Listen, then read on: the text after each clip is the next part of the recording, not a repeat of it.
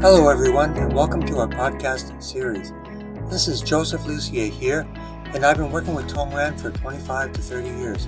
My simple goal is to share all this knowledge with everyone else. I want to give you data, information, testimonials, all the things that can help you in your practice, help you understand, share that information with others so they can also appreciate and understand through their own experience the benefits of Tongren therapy. Each week we go through a new topic, and each week we want to hear from you guys so that you can tell us about what you think and what you want to hear about. So I look forward to seeing all of you, enjoying this great podcast series, and giving you all the information possible, and above all, answering your questions to help you on your journey to health and to being of service to other people as well. Thank you very much. Today we're talking about, again, a serious topic of cancer, but a very specific area, cancer of the brain. That's very complicated and very difficult to treat. Before we begin, we must set the right premise. What is cancer, no matter where it lies in the body?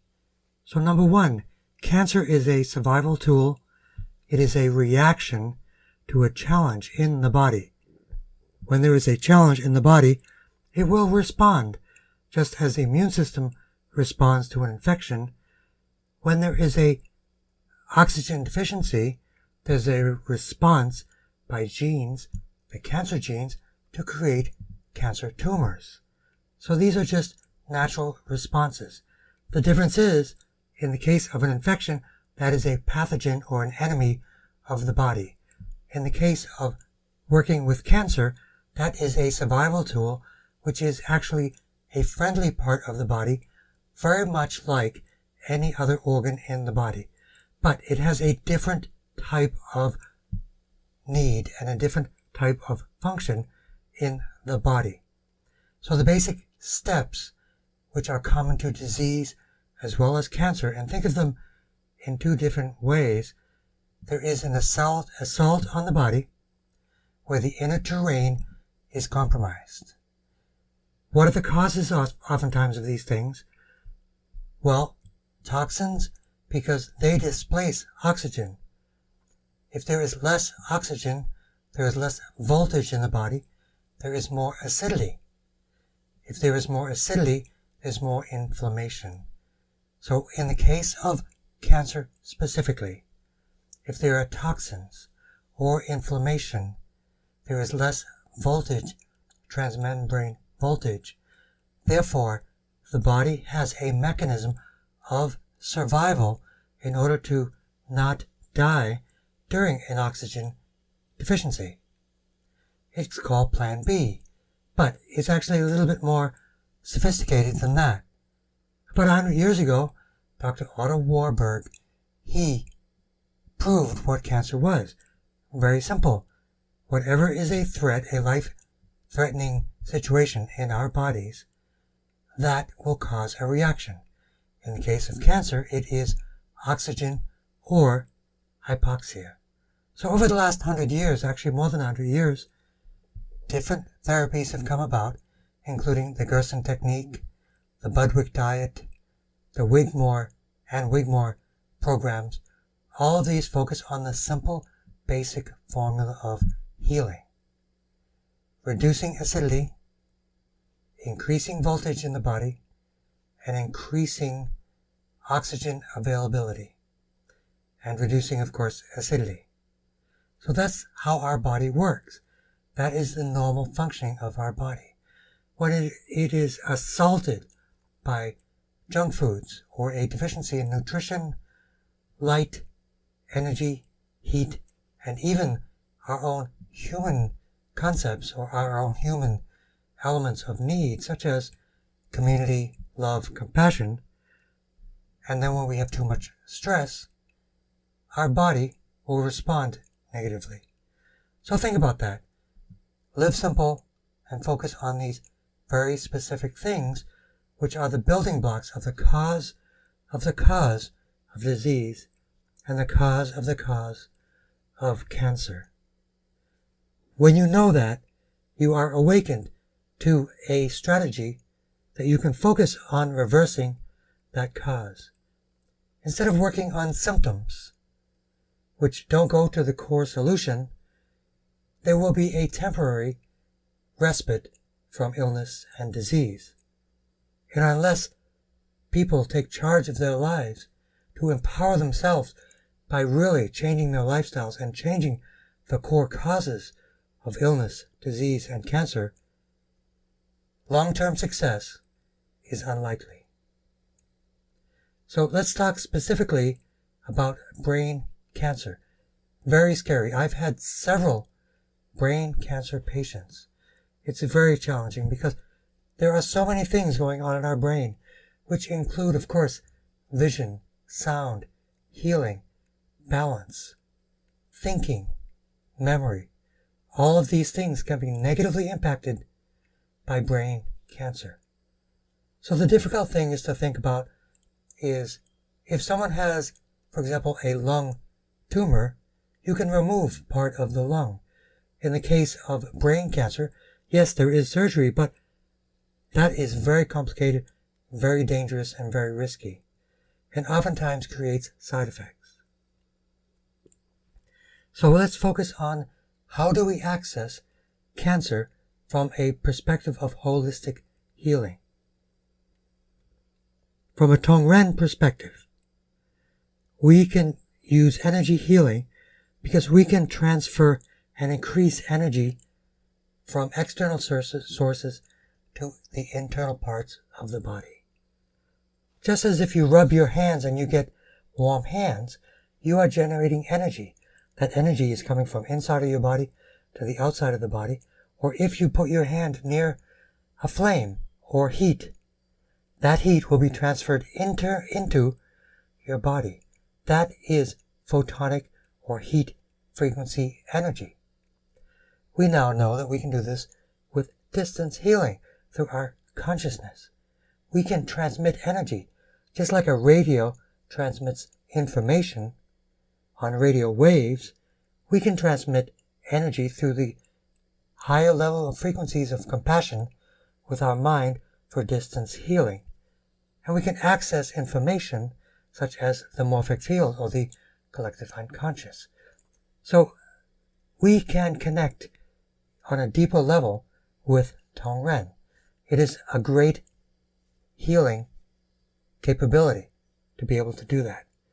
Overall, if you think of it in a very simple way, our body, working with a patient, we are having frequencies from our consciousness, which we will create from coherent energy from the heart of compassion, send that to the recipient. And if the recipient is literally out of sync, we will entrain their frequencies with our coherent frequencies of compassion, light, and harmony, and bring their body into sync, into harmony. And therefore, those frequencies will harmonize the chaos internally in their bodies and will start to regulate and heal their bodies from a very deep effect. The other aspect of that, of course, is the recipient, their positive consciousness. And if anybody has listened to the work of Joe Dispenza, we know that if we work with healers, or with our own bodies, or with our own conscious or subconscious mind, we can transform our body. Why, again, we are sending healing energy, and we are entraining coherent light, coherent healing energy to a challenged area of our body. And as always, remember, we are not a cancer. We are not an illness. We are not a disease. We are sacred human beings, and a part of us has a challenge, or a disease, or a cancer. And through the power of our consciousness, and hope, and light, and compassion, we can be a witness to healing. We can transform anything with our mind. It's not in the world what is, it's our relationship to what is. The power of consciousness and belief in healing is also very transformative. So let's go a little deeper into the idea of brain cancer. So always in our healing practice, every healing practice that really works well goes to the cause, as we mentioned before, but it also goes to how do we nourish that part of the body? How do we bring it back online? Number one is energy. Number two is blood flow. So we want to work with blood flow to the area. So for the brain, and from a Tongren perspective, we have 3 blood flow areas. One is the sky window, which is SI16 and 17, LI17 and 18, or in anatomy, that is the carotid artery. The second blood supply to the brain, and remember, this is enhancing blood flow, oxygen flow, reducing alkalinity in the body. So we can do that by increasing blood flow to the area. So part 2 is the vertebral artery, which is a major secondary artery coming from the heart. That also goes up to the brain. And in other episodes, we talk about how it also goes down the spine when we work specifically on spinal nerves. But let's continue. So number 3 for the brain, and specifically when I had brain stem cancer patients, and I still do, an 11-year-old, for example, in South America. We focus on the 3rd blood supply, which is the occipital blood flow, which is the most direct blood flow to the brain stem and to the brain itself. So with those 3 blood supplies, we can increase blood flow, increase alkalinity, increase circulation, and increase detoxification of the brain. Oxygen to the brain, that's a good thing. An advanced aspect of this is what else is happening in the brain to nourish the brain. It's called cranial sacral fluid. This is a fluid which originates in the brain, and it is the immune system of the brain and the spine. And as most things, this deals with quantum biology and rhythms.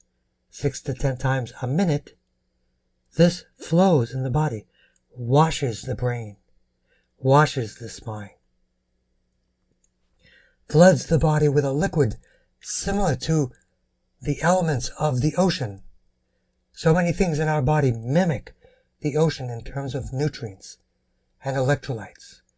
So if we focus on the cranial sacral fluid of the brain, and the primary area, which I've learned through Chinese medicine, is the crystal palace. But from a Tongren perspective, GV 19, 20, 21, 22, and we access the hypothalamus, the thalamus, the pituitary, and the pineal gland.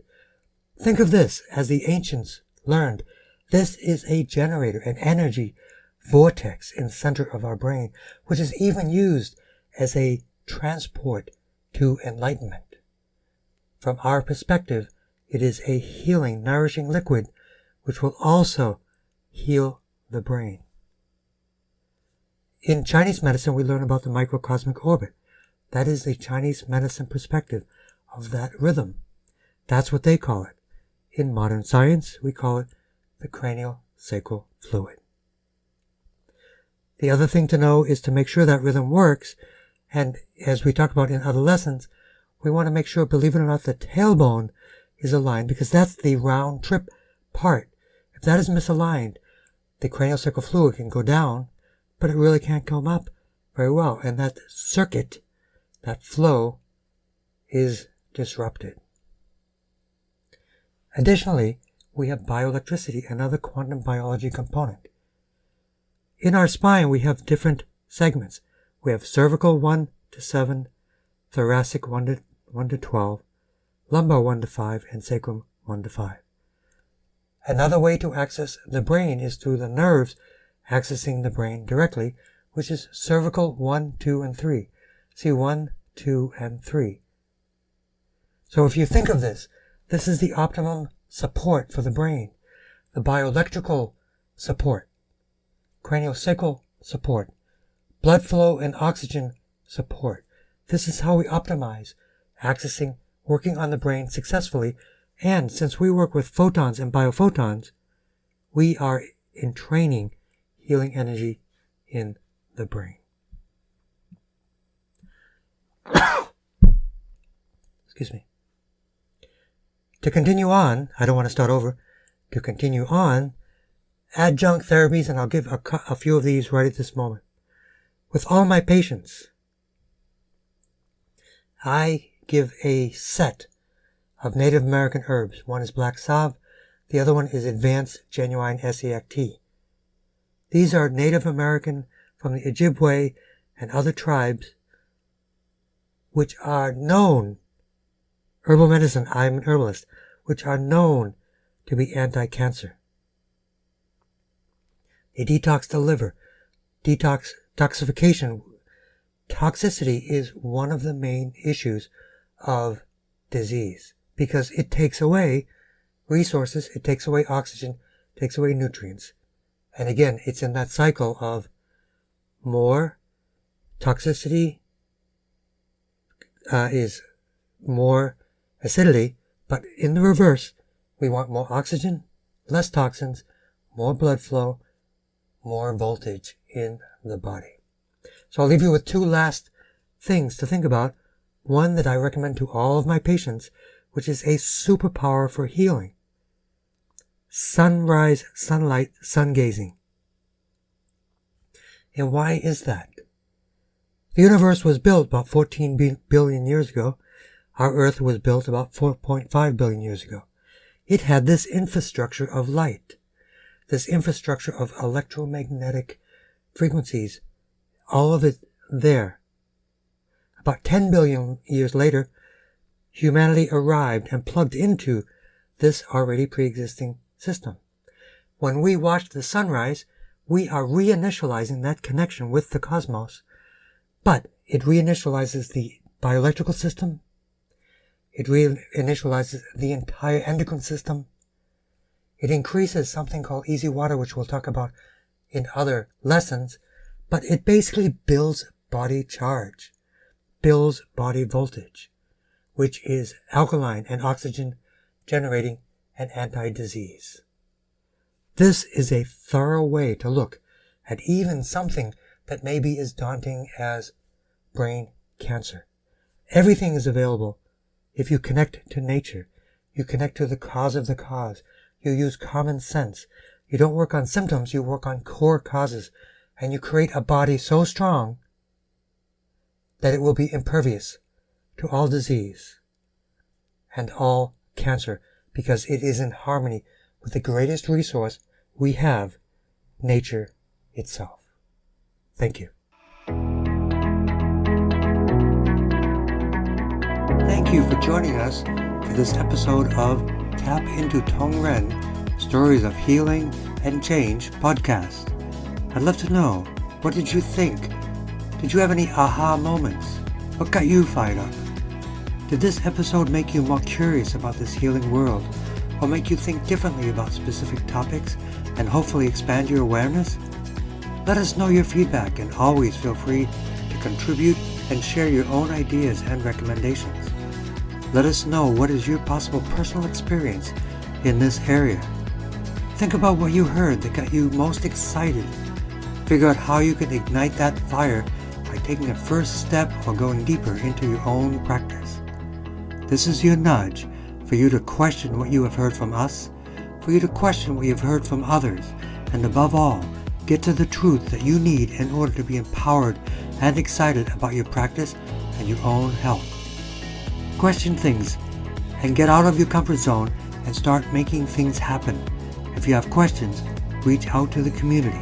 Also, we have lots of resources like online courses and live workshops to support you. Once again, thank you for thinking about us and listening to our Tongren Community podcast. Stay tuned for our next episode of Tap into Tongren, Stories of Healing and Change. We hope to continue to empower, inspire, and uplift people on their journey to optimum health. Join us each time and let's take charge of our health and share this important information with the world.